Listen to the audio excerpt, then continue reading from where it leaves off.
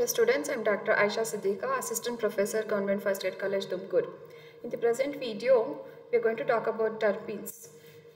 In the 5th semester syllabus, that is paper 5 Organic Chemistry, prescribed by the Tumkur University, we have natural products wherein the first unit is related to carbohydrates. The second unit is terpenes. In the terpenes, we have to study about, after going through this video, we'll learn about the occurrence structure, and there is one particular rule which is known as Ingold's isoprene rule. We'll also get to know about what is the importance of terpenes and the classification of terpenes. So after watching this video, you should be able to understand or explain what are terpenes and also explain their classification and give the biological importance of these terpenes. So before going into the actual syllabus, let us understand the importance of terpenes in our day-to-day life. Many of us would have liked vanilla ice cream and different artificially flavored drinks, etc. So, and also you would have enjoyed many smells like jasmine and even the smell of lemon, etc. So all these things can be attributed to the terpenes. Essential oils, that what we call as essences, are flavoring agents. These are nothing but the terpenes.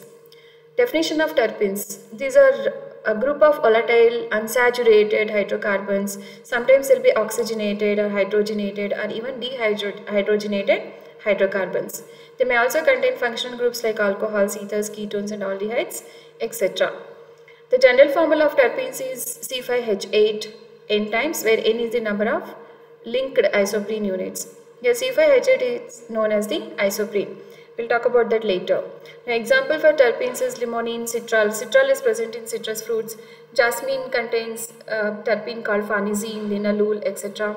Apart from that one, we also have consumed vanilla, menthol and spearmint, nothing but what we call as pudina. That is also a terpene. These terpenes constitute a whole large group of natural products, and these are all built from the isoprene units. Terpenes are found in various parts of the plants such as leaves, root, stem, flowers, seeds, etc. And as I said, they occur as essential oils. Essentially, there will be oils which are extracted. We'll get to know about the extraction later. Most of the time, the extraction is carried out using steam distillation from different parts of the plant's body. They usually are from plant origin. Isoprene is nothing but 2-methyl-1,3-butadiene. 1, 2, 3, 4 carbons and 1 methyl substitution is present here. If you write it in line formula, this is how it is indicated. This is isoprene, and many a times when they are hydrogenated, it can even resemble something like this. This is an isoprene unit from which the terpenes are made up of. There is one rule which is known as Ingold's isoprene rule. This explains how the terpenes have been formed. That C5H8 formula, N times how they come together to form terpenes, has been explained by Ingold.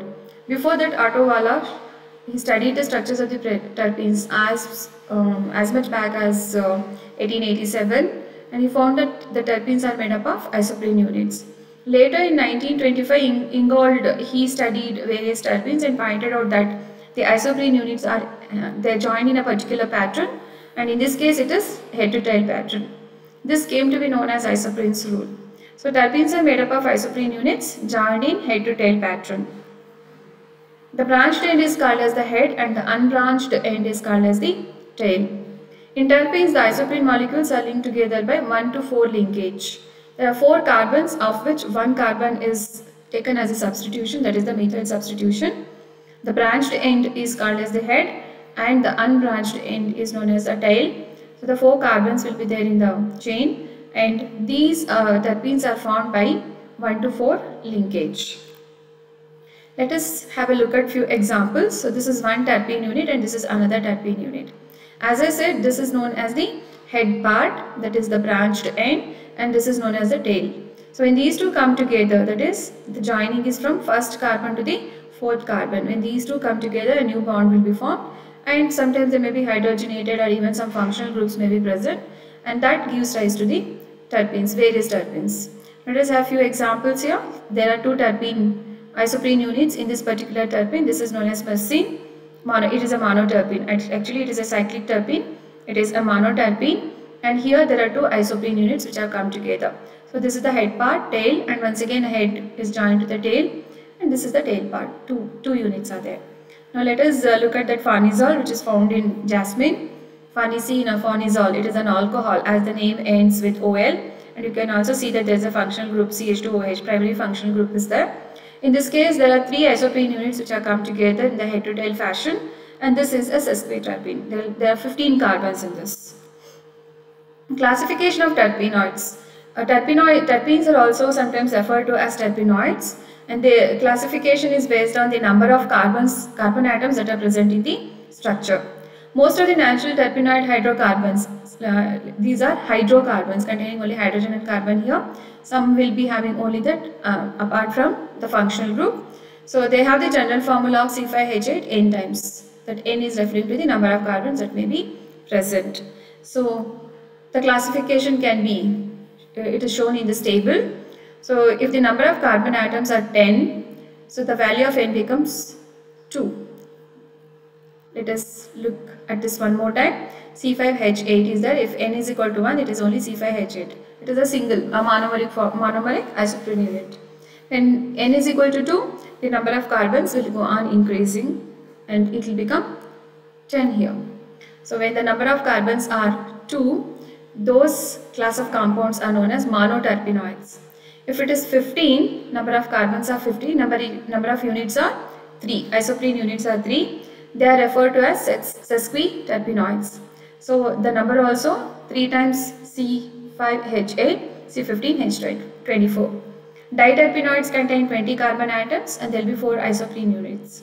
Similarly, we have cis-terpenoids containing 25 carbons and 5 isoprene units. And proterpenoids have got 30 carbons and 6 isoprene units. Tetraterpenoids, they have got 40 carbon atoms and 8 terpene units, isoprene units, I'm sorry. So a polyterpenoid will be having more than 40 carbons and it may contain more than 8 isoprene units. Now how they look, let us just see how exactly they have been joined by the head to tail manner. This is known as a hemiterpene. Hemiterpene contains only one isoprene unit, C5, number of carbons are 5 here. So this is the head part, the branched chain, and this is unbranched, the tail part. So this is the isoprene actually. So monoterpene, it is joined like this, having 2 isoprene units, sesqui and a diterpenoid. Sister, it will have 25 carbons, including the branching here.